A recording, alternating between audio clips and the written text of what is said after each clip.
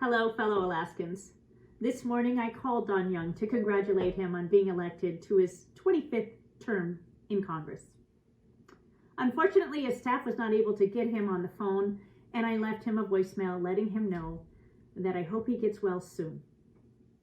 The results are not the outcome that we wanted or that we worked so hard for, and I am disappointed we did not win. This election shows that we remain an incredibly divided state and nation.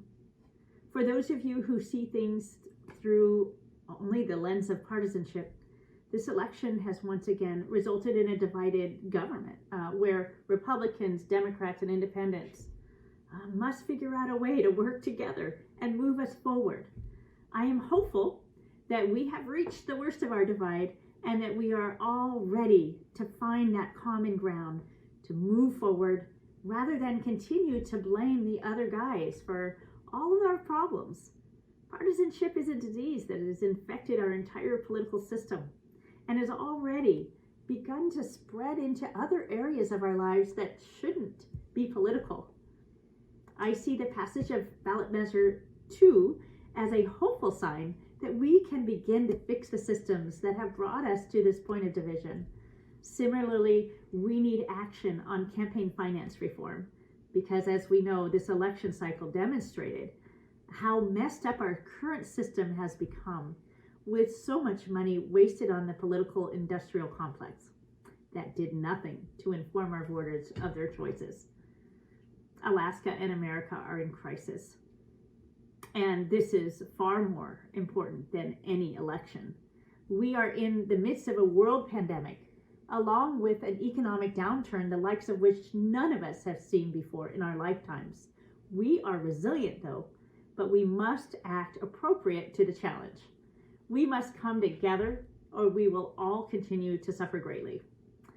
In this most unusual of election years, I have seen that suffering firsthand. I've met with virtually parents filing for unemployment for the first time in their lives, and so worried about how they're going to put food on the table. And I have talked with Alaskans across the state experiencing mental illness for the first time, living in isolation and lacking the resources to take care of their own mental health. I met with educators and parents thrust into the role of educators who are struggling to maintain an education system for our children that's being stretched to the breaking point. I have members of our team unable to meet with their loved ones who are fighting for their lives in the hospital against this virus. And I myself am experiencing not being able to gather with family as we grieve the deaths of 2 family members, and I know others have experienced this as well. So let's conquer this virus, losing as few of our neighbors as possible. Let's do our part individually, wear a mask, social distance, hunker down if we have to, so we don't overburden our healthcare system. Let's make Alaska the safe haven where travelers know they can come and want to come next summer and participate in our economy. Then let's get to work. Invest in the infrastructure our young state needs. Get our energy, seafood, and minerals to market in a responsible and sustainable way. Let's set up Alaskans to be the first in line for the good jobs through an effective education and training system so every Alaskan can live in dignity and take care of their own. This is the vision of our future so many of you voted for, and I'm grateful for your support and your belief in my ability to serve you. We can do that still. We ran an incredible race that we can all be proud of.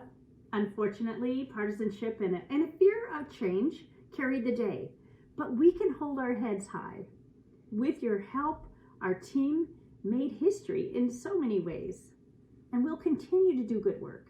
Together, our volunteers knocked on more doors and made more calls than any congressional campaign in Alaska previously. Not only did our campaign make history, we overcame tremendous obstacles to do it amidst a global pandemic that took loved ones from our communities and prevented us from coming together face to face. We persevered to spread the word that a brighter future was still possible and is still possible.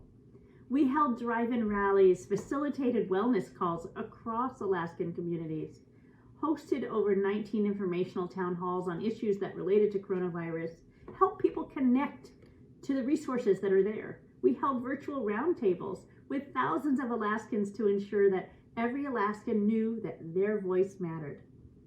Thank you. To my husband, Pat, my kiddos, and my family, my love for you is boundless, and I cannot describe the depths of my appreciation for the support you've given me along the way. I am incredibly grateful to my creative and talented team of fierce leaders and organizers and doers and campaigners for such dedication to this movement. Thank you to all of the volunteers again. Thank you. And God bless you all, and God bless our great state of Alaska.